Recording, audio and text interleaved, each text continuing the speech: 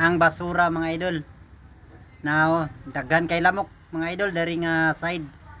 Mao ning atong hinluan ning karon. Kay nakabakanti ta karon kay Domingo. Munang manghinlo ta karon mga idol. Caretaker ta ni nga balay mga idol. Kita ang caretaker ani nga balay mo ning atong hinluan kay bakanti man pud ta karon Domingo. Tapos human na pud tag simba. Atong hinluan ang ilalom sa balay diri underground. Tungod kay gihimo na ning underground sa lamok. Grabe ka daghan ang lamok diri nga side now, grabe ka daghan basura mga idol. Nagsagol-sagol ang mga basura, mga kasagaran, mga plastic silupin sa junk foods, sito, mga mineral, mga baso. Sagol-sagol mga idol, napoy sudlanan sa milk tea.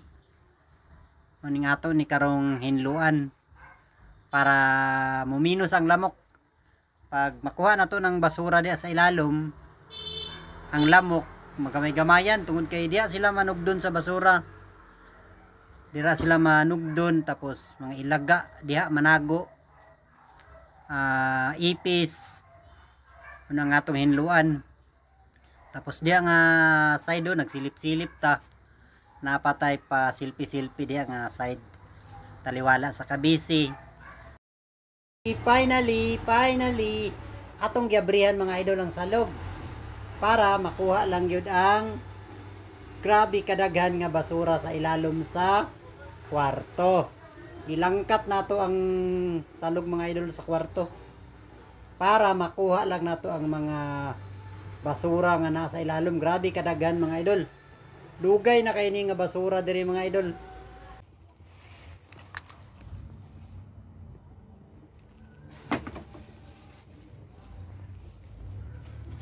Wow, nato ning